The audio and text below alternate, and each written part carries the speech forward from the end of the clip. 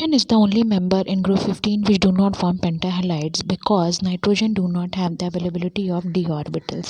So it is the only element which do not exist in plus 5 oxidation state. Rest all exist in plus 5 oxidation state forming pentahalides, but only nitrogen do exist only as trihalides. And here we can see the different reactions of the trihalides on hydrolysis. As we can see, nitrogen chloride gives ammonia, for phosphorus chloride gives phosphoric acid, arsenic chloride gives antimony oxychloride, and bismuth gives oxychloride along with the release of HCl.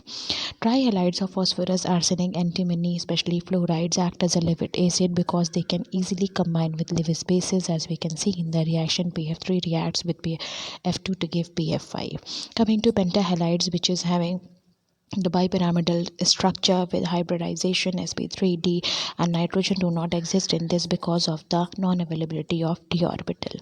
Now coming to next more about the anomalous behavior of nitrogen. Nitrogen, because of its small size, high ionization energy, high electronegativity, absence of d orbital, shows a different behavior from its own family, that it is highly stable because of NN triple bond. Nitrogen cannot exist in NN single bond because of its interelectronic repulsion.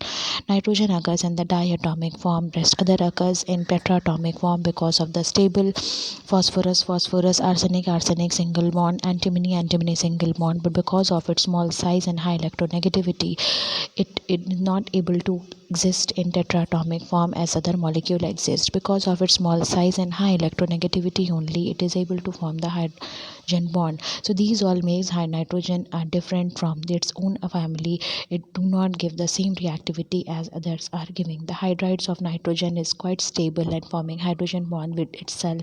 Nitrogen show a wide range of oxidation state from -3 to +5. Nitrogen is having a tendency to form p-pi bonding, multiple bonding, while other members is able to form d-pi overlapping. So here and other members also do not able to form the hydrogen bonding, while nitrogen can do. Hydrides of nitrogen is the only hydride which is able to form hydrogen bonding, and it is basic in nature, while others are less basic in nature. Nitrogen do not form pentahalides. All this because of its small size, high electronegativity and absence of d orbital is making it just unstable for forming the complex formation. It is as shown over here that nitrogen is forming a double bond with oxygen, single bond with O- and one with OH. It's supposed to be two canonical forms, a resonance stabilized structure. The pi bond can resonate from one oxygen to other. The bond length of NaOH is 140.6, while the other bond length of 2NO bond is less than that. So here the nitrate ion is shown in the resonance hybrid, which is shown. Resonance means the structures which can occur in more than one form, and all are stable. Extra stability has been provided, and this is a hybrid structure with having bond angle 120, showing the resonance of the pi electron cloud over 3 oxygen atoms. Nitrate ion can be confirmed by Brown ring test. What is been Brown ring test? The Brown ring test is very simple. We have to take a nitrate solution and add it a freshly prepared ferrous sulfate solution to it. When dilute freshly prepared ferrous sulfate solution is added to it, then mix the content and then tilt the test tube and add drop-wise concentrated sulfuric acid. When concentrated sulfuric acid is added drop-wise to the sides of the test tube, the formation of brown ring occurs at the interface of the junction of the two solutions of ferrous sulfate and nitrate, and the brown ring is being formed of pentahydroso nitroso ferrous sulfate. So this brown ring indicates the presence of the nitrate ion. Now let us discuss more about the phosphorus compound. The very first phosphorus compound is phosphine. The general formula of phosphine is PH3, which has been discovered by Jajember, and its preparation is also very simple. We can prepare it from sodium phosphide hydrolysis, simple reaction which gives alkali and phosphine. It can also be prepared by the hydrolysis of calcium phosphide. It can be also obtained in the lab also by dilute sulfuric acid with adding the ammonium phosphide. So aluminum sulfate and phosphine is being formed. It can also be prepared from phosphonium iodide ion. So phosphonium iodide reacts with alkali to give phosphine, and phosphoric acid also decomposes to give phosphoric acid and phosphine.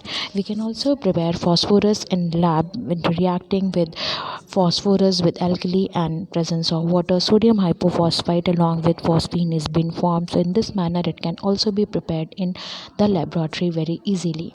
Now coming to the more about it, we can see the lab preparation over here of phosphine in the retort flask. The NaOH solution, the retort flask, the NaOH solution is also there, and white phosphorus is being heated. Here we can see the vapors of the phosphine coming and collecting in the beaker. Now the physical properties of phosphine: it is a colorless gas and having a rotten fish like smell. It is highly poisonous in nature and less soluble in water. Then coming to the chemical properties, it readily burns in oxygen to form phosphorus pentaoxide. So it can say that when phosphine comes in contact with oxygen, it gets highly combusted to form phosphorus pentaoxide.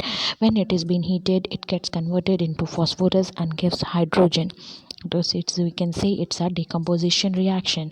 Phosphine is a weaker base because easily it cannot share its lone pairs, but however it reacts with halogen iodide to give phosphonium iodide compound, or we can say a salt. With chlorine it also forms spontaneous reaction to give phosphorus trichloride and HCl. Reaction with copper and silver salts also gives the phosphine reaction.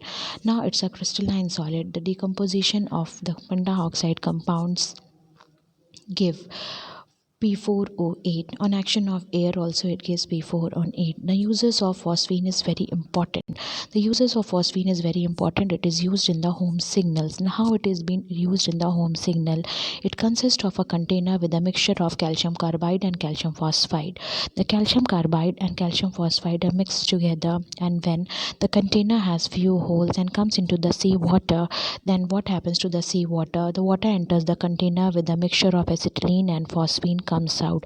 When this mixture comes out due to the reaction of calcium carbide and calcium phosphide with sea water, acetylene and phosphine comes out. When comes in contact in air, it catches red color fire, which indicates a dangerous sign. So it is used as home signal. So it is very important use of phosphine. Another important use is smoke screens in the warfare. The calcium phosphide is bombarded, and when it comes on contact, the phosphine is being releases and gives smokes of, you can say, phosphine in the air. Now structure of the phosphine is pyramidal structure, we can say over here, with two lone pairs which easily it can share, but it is a weak is because phosphorus is not having that much electronegativity that it can share its lone pair. So pyramidal structure is there and bond angle is less than ammonia.